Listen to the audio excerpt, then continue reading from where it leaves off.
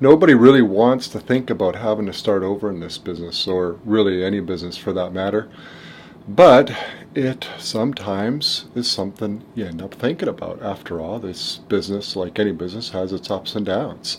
Over the years, we've had major Google search algo changes, Facebook changes, Pinterest has gone through changes, and many, many website owners and bloggers have been impacted. So the question, what would I do if I had to start over tomorrow, or if I were just starting out, is a good question. It's not only perhaps something for me to think about with respect to my business and where I'm at and where I should take it going forward, how to go about things, but also I think it's also a good learning topic for anyone who's just getting started in this business. So I've actually given this quite a bit of thought. I've written about it, and this video I want to set out what I would do starting over if I had to do that starting this week.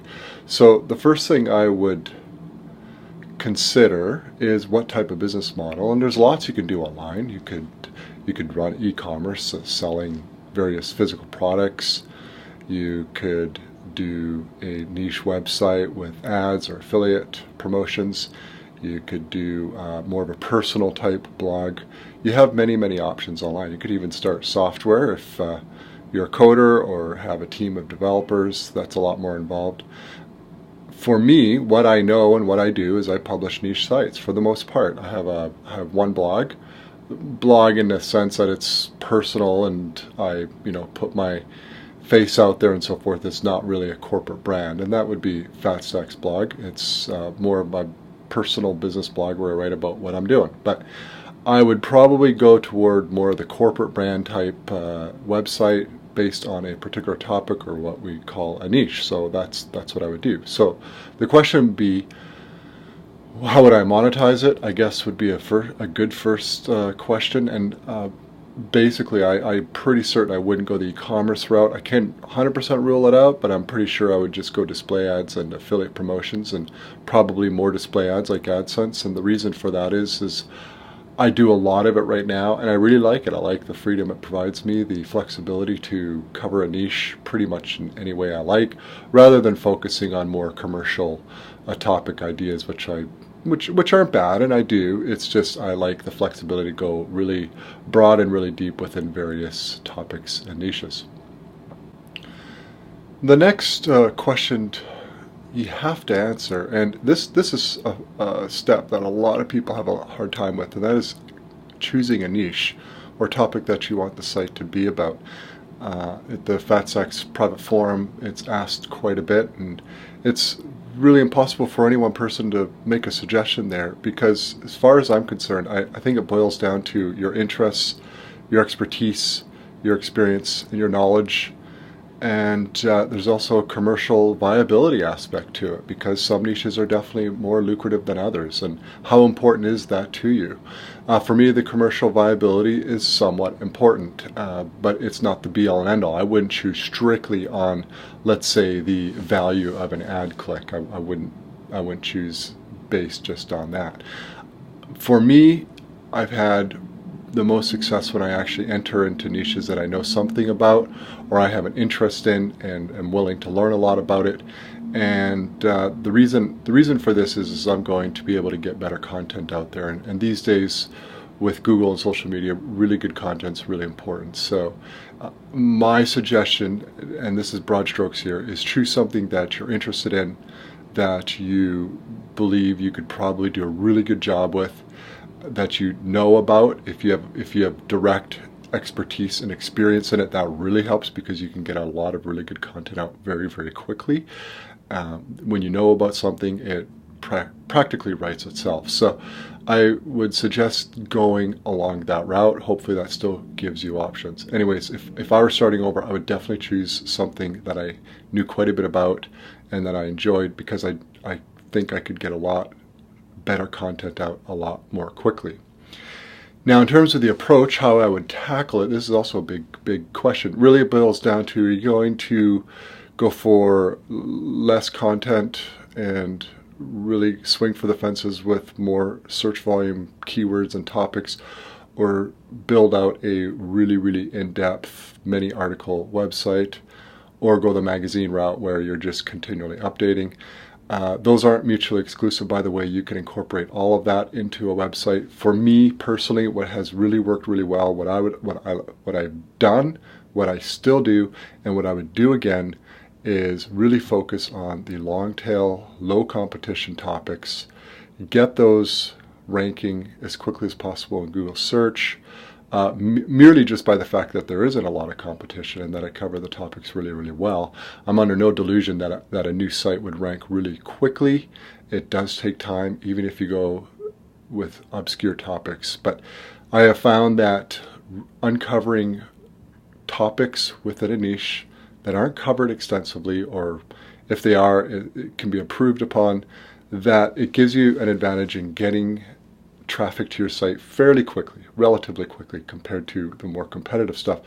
And once you get traffic to your site, things start to happen. Other sites will take notice. Some may even link to you, which is great because that's going to help out big time. And you're going to get traffic. You're going to build an audience. You're going to get inspired once you have some traffic to carry on with it. You'll have a little bit of revenue trickling in and so forth. So going that route is the approach I would take. Now, the problem with that is you're not going to get a ton of traffic to any one particular article. It takes time. It's really volume of articles, and don't confuse volume with quality, all right? Just because you publish a lot of articles doesn't mean that they should not be very good. They need to be good, and you need a lot of them. So that's what it takes, and I understand that. And that's what I would do, and because that's what I'm doing, and it's worked really well for me.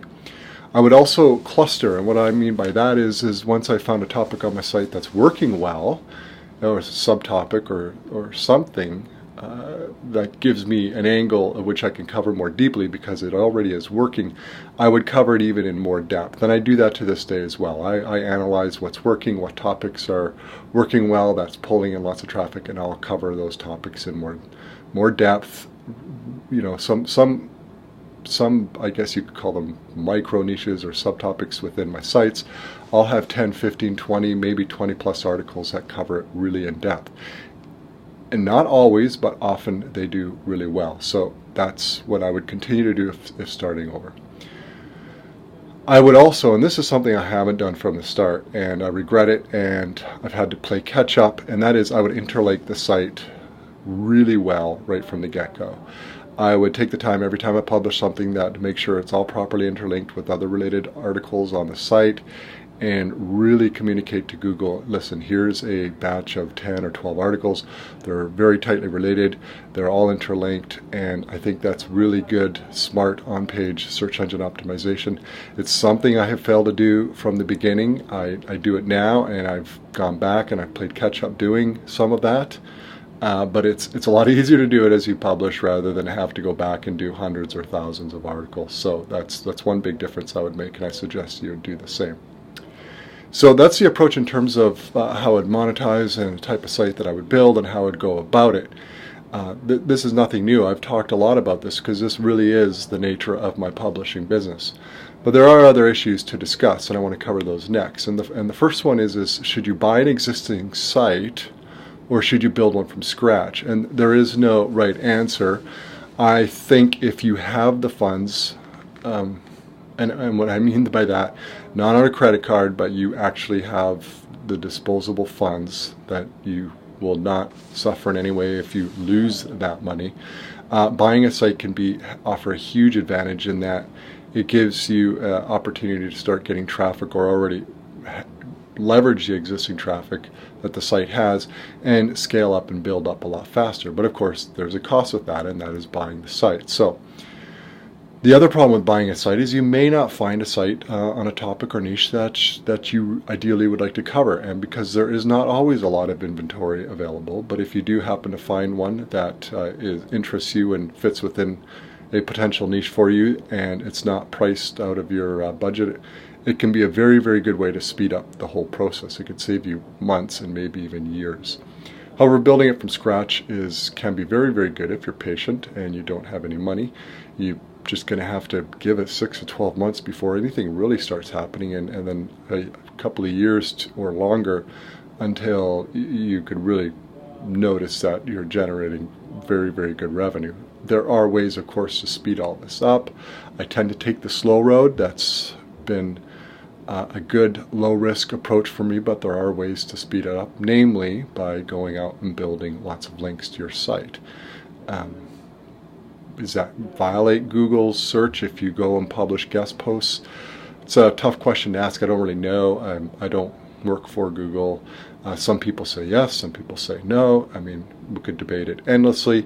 I think there is a higher level of risk if you do it, but I think also if you go about it really in a smart way or don't do it in extreme, that it's a fairly low risk. So it depends how you go about it. I don't do much of it, so there's not a whole lot I could say about it. I have done it, but I haven't done it at a level that I could really talk a whole lot about it. I just do it once in a while, and even then it's very intermittent, and it's not very much volume at all. I would caution you also, and this is something I know, and I know well, that you have to have realistic expectations. You can't jump into becoming an online publisher, whether affiliate or display ads or even e-commerce, which takes a while to gear up, to start really making significant money inside 2 to 3 months or even 6 months. This takes a while to get going. Now, there are very low barriers to entry. You don't need any sort of degree or certification, or you don't even really need much money except being able to pay for website hosting to get started. But on the flip side, you have a lot of competition, and this is something that is going to take a while. It's not like if you spend $100,000 on a coffee shop or something like that, you have revenue coming in immediately. It's not really like that, unless of course you buy a site and hopefully you can grow it. But typically you're going to need to be very, very patient if starting from scratch. And if you buy a site, you probably need to be a little bit less patient, but still patient nevertheless, to grow it to where you're really further ahead from the amount of money you had to set out to buy the site. Another good suggestion, and definitely something I would do, and I did this, I continue to do this, is to reinvest. Don't, if your site gets to the $1,000 a month mark or the 2, 3, 5, so forth, it's smart to reinvest some or all of those funds back into your site.